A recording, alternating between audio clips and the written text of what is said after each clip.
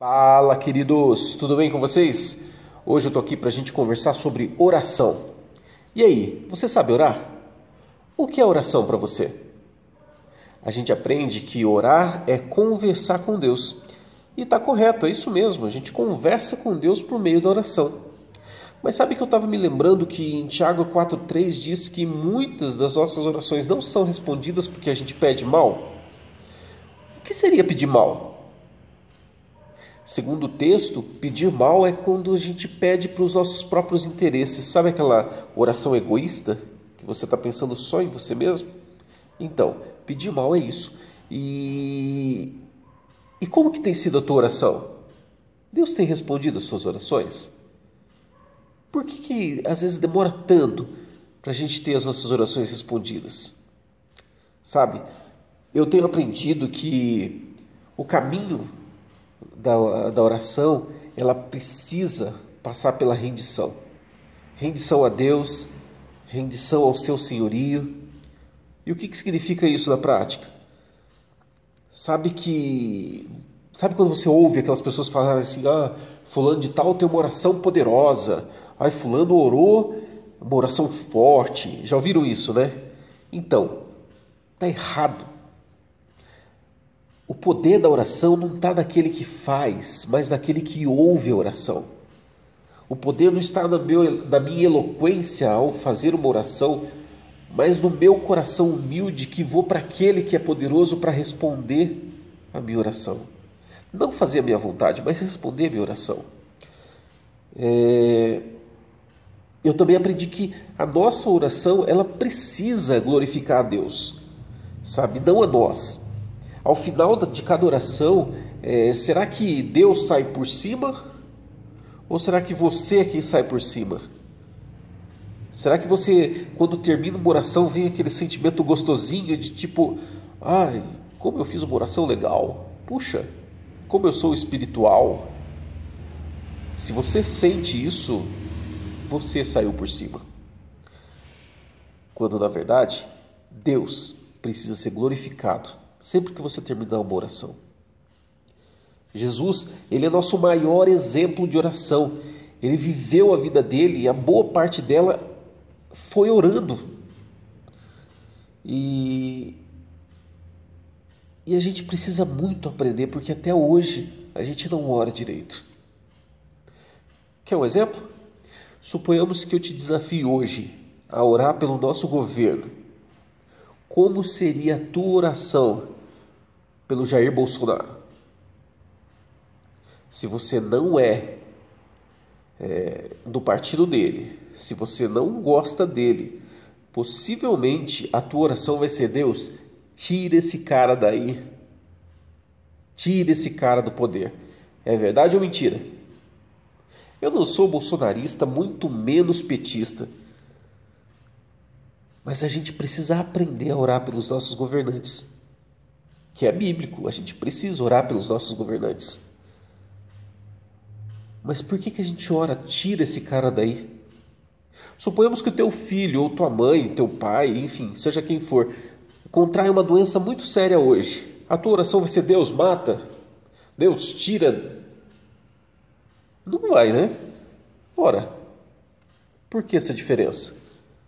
Você com certeza vai orar: Deus, cura fulano, tira essa enfermidade. Por que quando a gente vai orar pelos nossos políticos, a gente pede para tirar e não para que eles façam um bom governo? Por quê? A gente precisa aprender a orar. A gente precisa aprender a ir para Deus e colocar o nosso coração em rendição a Ele e falar: Deus, me ajuda a orar. Me ajuda a orar. Lá em Mateus 26:39, tem um exemplo muito legal, assim, que Jesus, ele estava prestes a ser preso, ele ia ser crucificado, ele sabia todo o sofrimento que ele ia passar, e ele vai para Deus em oração e ele fala: Deus, se o Senhor tiver um plano B aí, coloque em prática aí. Se o Senhor puder me tirar dessa, faz alguma coisa. Mas é interessante que no final da oração dele ele fala: mas que seja feita a tua vontade. Por que a gente não ora assim? É dessa forma, é dessa maneira que a gente precisa agir.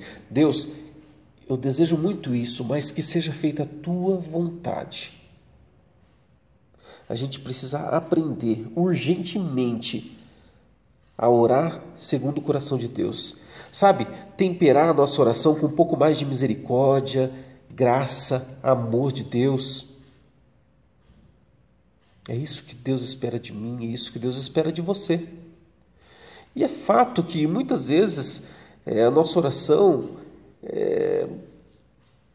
ela tem algo bom, ela tem algo positivo, no fundo é legal, mas o problema é que a gente quer que as coisas aconteçam no nosso tempo, do nosso jeito e que, sabe, aquele negócio carregado de justiça própria, raiva, tudo aquele misto de coisas, e eu fico imaginando Deus olhando para aquilo e fala: o que é isso?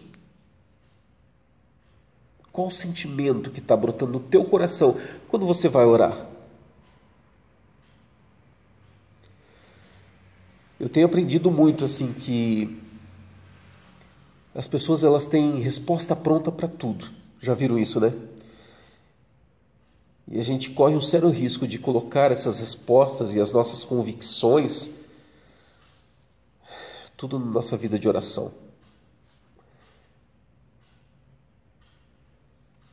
A gente precisa exercitar nossa fé com uma vida de oração correta. Eu me lembro de uma situação, que essa é bem interessante, que eu conheci uma senhora e eu estava falando de Jesus para essa senhora e eu me lembro que ela sofria de um câncer no cérebro. Imagina a gravidade disso. E ela já estava um câncer bem avançado e eu pude conversar com ela e ela aceitou Jesus, sabe? Foi um tempo muito legal assim. E no final da conversa eu queria orar com ela de novo e eu perguntei para ela assim, pelo que ela queria que eu orasse. Óbvio que na minha cabeça estava assim, ela vai pedir para ser curada, hora essa, né? Nada mais justo. E para o meu espanto, o pedido de oração dela não foi nada disso. O que ela pediu para orar foi para que houvesse paz na casa dela. Que os filhos parassem de brigar, era uma situação que estava vivendo. Esse era o pedido dela. Curioso, né? Ela não pediu por ela mesma. Ela não pediu para que fosse restaurada a sua saúde. Mas ela olhou para os filhos e falou: eu queria que Deus trouxesse paz na minha casa. Eu lembro que eu fiquei muito tocado com aquilo. E eu entendi que a nossa oração ela precisa ser isso, sabe? Menos de mim e mais dos outros. Eu preciso, sabe, ser mais altruísta nas minhas orações. Eu preciso pensar mais nas pessoas e menos em mim. Essa deve ser a minha vida de oração. Orar para que as pessoas sejam abençoadas, para que as pessoas, sabe, tenham sucesso e para que Deus cure, restaure, salve. Essa precisa ser a motivação do meu coração. As nossas intenções são erradas. É isso que eu percebo hoje, que aquilo que move a gente a orar é isso que está errado, a essência está errado. E é isso que a gente precisa corrigir. A gente quer a solução já, a gente quer a resposta agora, e a gente se esquece que o tempo é de Deus. E que Deus olha além daquilo que a gente está orando. Por exemplo, a gente está vivendo esse tempo de coronavírus, né? E com certeza você já orou para que Deus tire e varre esse coronavírus para longe. E está correto, os meus filhos oram assim, eles pedem: Deus, tira esse coronavírus. Não está errado. Mas por que não orar para que Deus te dê oportunidade para ser bênção nesse tempo? Por que não orar pela vida da igreja no sentido de a gente ser relevante na vida das pessoas, mesmo nesse tempo? Eu acho que a igreja tem recebido um choque nesse tempo de coronavírus, que não pode se reunir, não pode ter...